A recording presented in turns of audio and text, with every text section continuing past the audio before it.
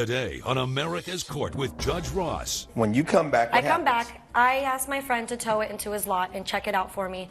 And to my surprise, he tells me that I need a new engine and that my transmission needs to be repaired because somebody put sugar in my gas tank. In my courtroom, it's about equity and fairness. You want him to pay $628. Yes, Your Honor. All right, knock my socks off. Justice should be more than just some foreign concept. I actually want you to learn something. The law talks about something may in fact be true, but can they prove it? And that's what's tough. Fair, firm, compassionate. This is America's Court with Judge Ross. Tanji Patterson claims she let her neighbor borrow her car, but when it was returned, she discovered someone had put sugar in the gas tank, which damaged the engine. Ms. Patterson is suing Alicia Alexander in the amount of $2,465. Ms. Alexander claims she didn't vandalize the vehicle, but says Ms. Patterson has many enemies and any of them could have done it. All rise. Remain standing and come to order. This court is now in session. The Honorable Judge Kevin Ross presiding. Ladies and gentlemen, you may be seated. All parties be sworn, Your Honor. Third to deputy's office.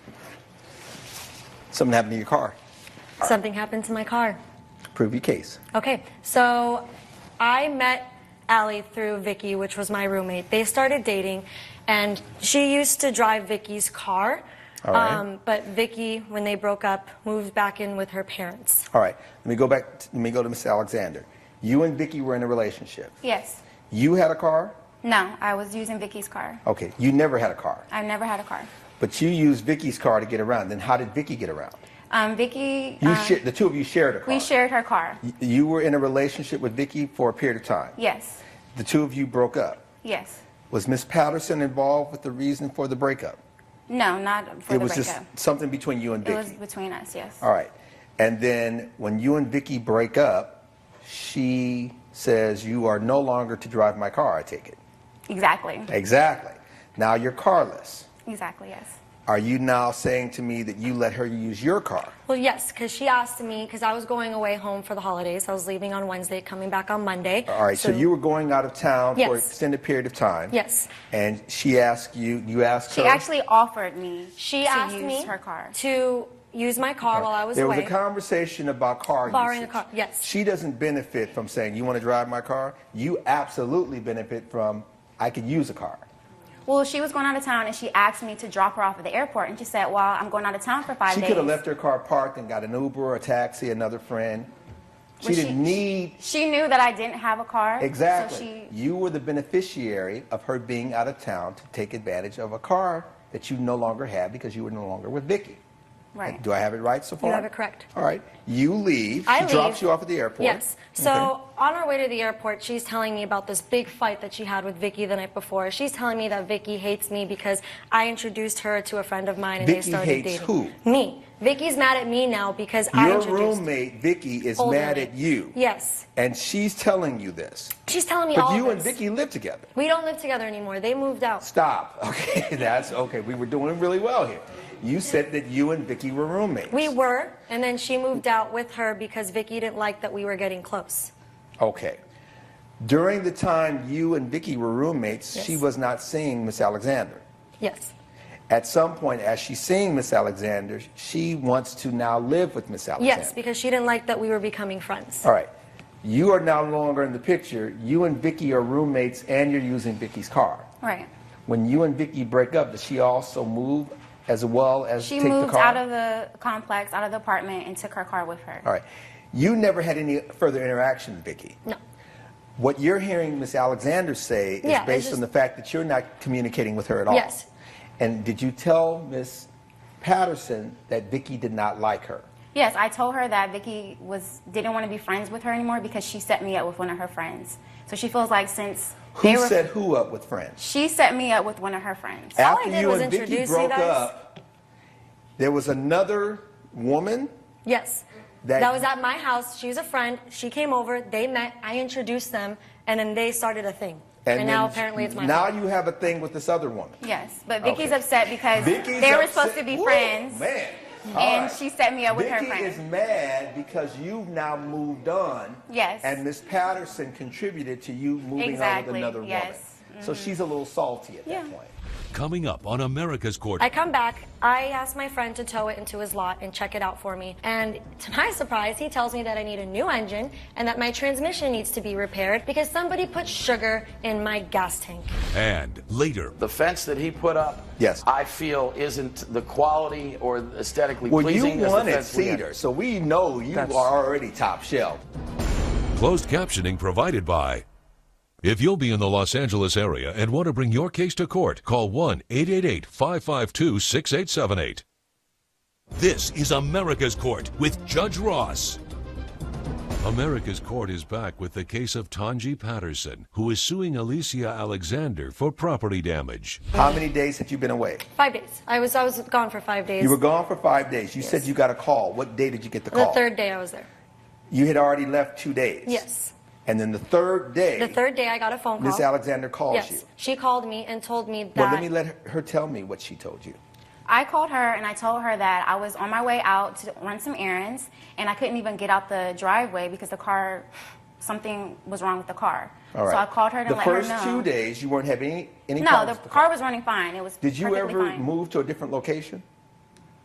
During the 2 days? When you and Vicky broke up and she moved out, did you stay there? No, I stayed in the same complex. We stayed in the same you... complex. Oh, you all live in the same complex? Yes. And were you parking in her normal spot? Yes, because it was her car, so I parked in her spot. Okay. And then what happens those remaining 2 days while you're gone? Does anything happen with the car? Does anyone have it checked out, or does it just sit there? Well, she said she was going to have it checked out until I got back because I have a friend who has a lot. So I said, you know what, don't do anything yet. I don't know what could be wrong. My car normally is in perfect working condition. I always get from A to B. I maintenance my vehicle. I put oil in it. I am very, very responsible with my car. So it's just weird to me that now all of a sudden it's not working. Right. But I say, hold on. And now, other than you being out of a car, it just sits there. Yeah, it was just, when you come back, what happens? I come back, I ask my friend to tow it into his lot and check it out for me. And to my surprise, he tells me that I need a new engine and that my transmission needs to be repaired because somebody put sugar in my gas tank. And she's now refusing to pay for that. My car was in your possession. This amount is based on what it would cost to make you whole. Yes, and it also included my rental. That? I had to rent a car, which was $210. So this that cost price also includes the rental. my rental car. Show me anything you have in terms of receipts, estimates. Has the car been repaired? Yes. Okay. It has. You're just trying to get the money I'm back. trying to get my money back. That's a lot of money. All right. Oh, here's the rental that you're referring to. Mm-hmm. The transmission. Now, you gave me the Blue Book value of the car. What type of car is it? It's a 2008 Malibu Chevy. 2008 Chevy. Mm-hmm. And it probably has a little bit of mileage on it? Yeah. And the Blue Book value is, yeah, I mean, it is what it is. Talk to me. Well, with the car in my possession, I feel like she has a lot of drama going on in her life. So it could have been a She has the drama. She has a lot of drama going on in her life. All the drama sounded like it was with you, who went from Vicky to this other person. Are you still with that person now?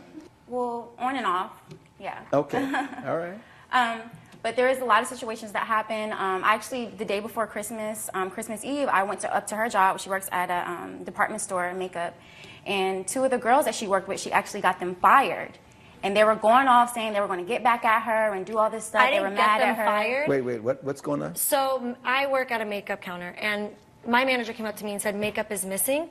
And so I knew who it was, and I told my manager who the two employees were that were stealing makeup. They pulled it up on the surveillance camera, and they fired the two girls. Okay. It's they not got my themselves fault. fired. Yeah. They got themselves fired. Yeah, because if I am working somewhere and someone's accusing me or what's going on, I mean, I'm not about to risk my job. Exactly. That's my paycheck. Yeah, we're grown folks here. I mean, I don't think you should blame me for it. But wait, I never you blamed brought you for that it. up to say that these people could have played a role in the sugar being in the tank. Exactly. Yes. Okay.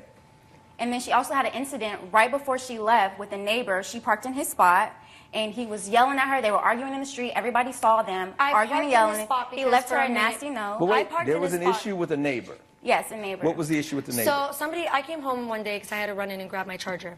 And somebody was parked in my spot, so I pulled into my neighbor's spot for like 2 minutes, ran upstairs, grabbed my charger. On my way out, he starts yelling at me like, this is my parking spot. He always makes ruckus with everyone. And I'm like, you need to relax. He's writing me a nasty note. I was literally parked there for 2 minutes, but he makes beef with everyone. And I'm just telling him, like, listen. Did you tell him, look, somebody's in my space? I did. I was like, look, somebody's in my spot. I only went to grab my charger. I'm sorry. I'm leaving right now. He just did not know how to, like, calm down and just understand where I was coming from. So I was just like, all right, you need to relax. You need to control yourself. You're a grown man. You're acting like a little boy. I'm leaving. Goodbye. And I left. And I told her this story, and now she's trying to use that against me as drama.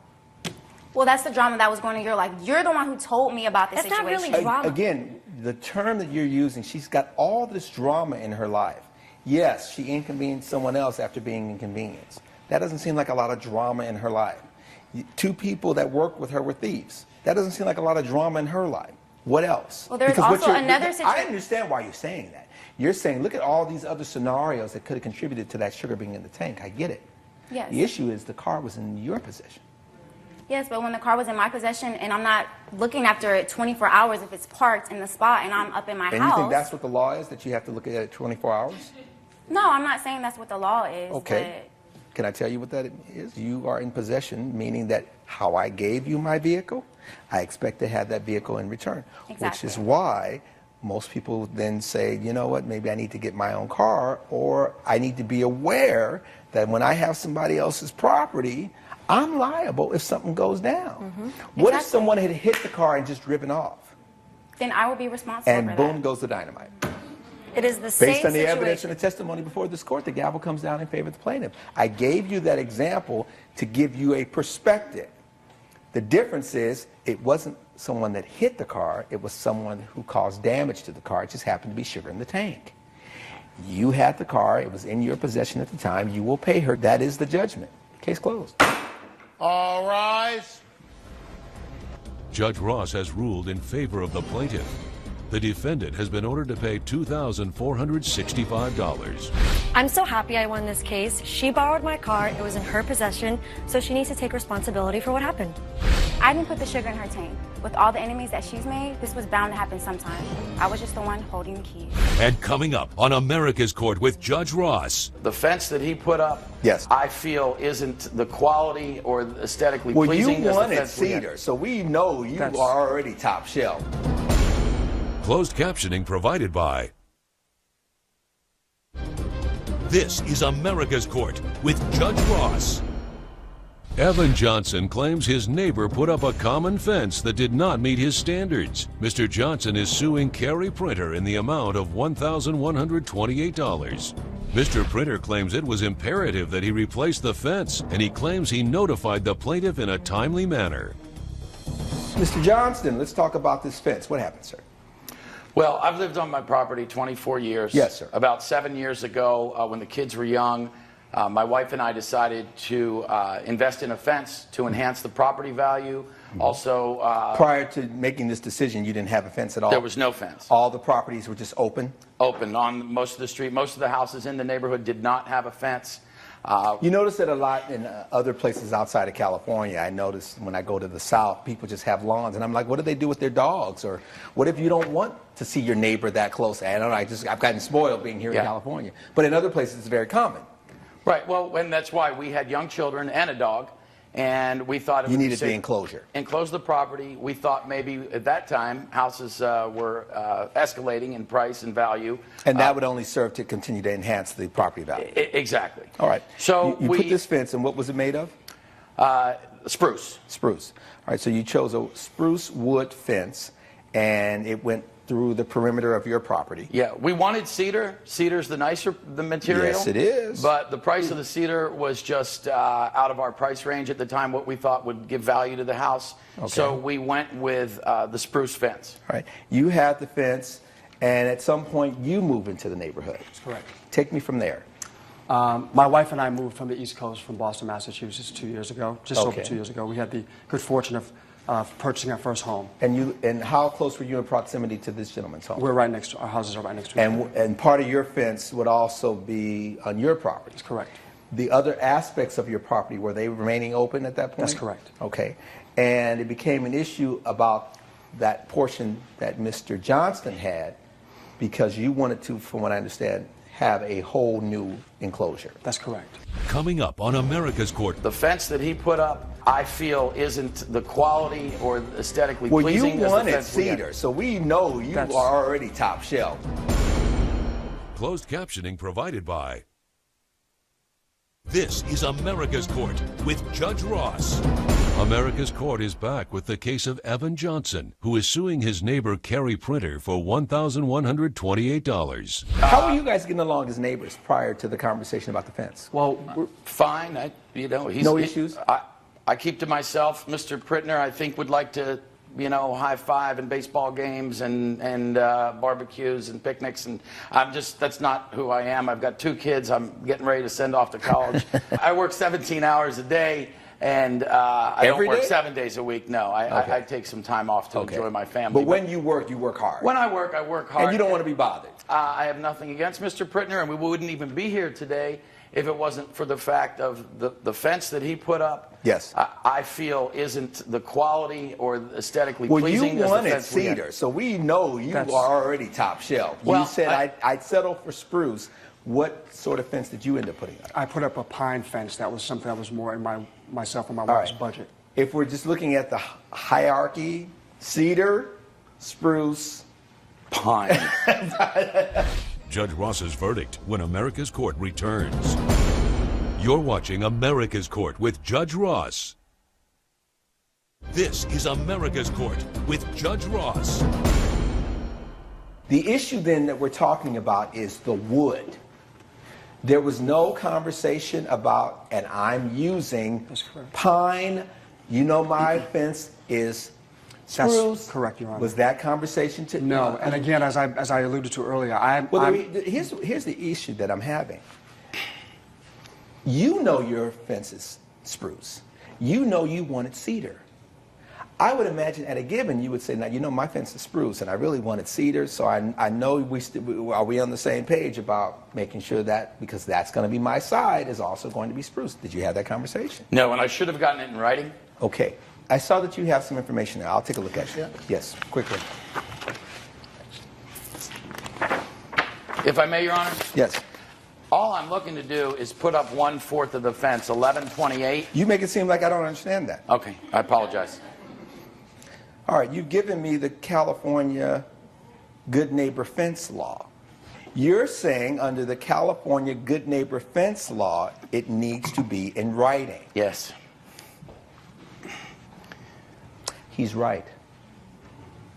You must advise your neighbor that under California law, adjoining landowners, if they're sharing equal benefit, they share equal responsibility.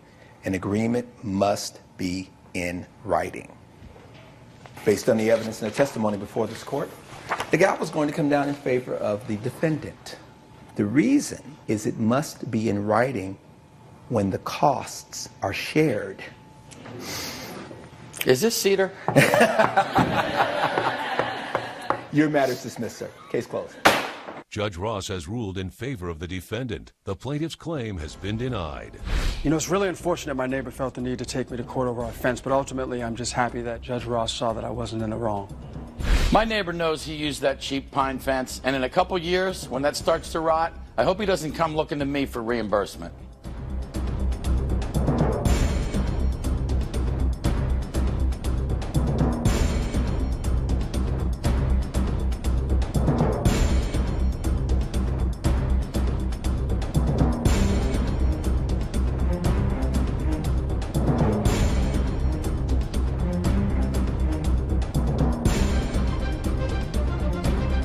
Follow America's Court on Facebook and Twitter. This has been a production of Entertainment Studios.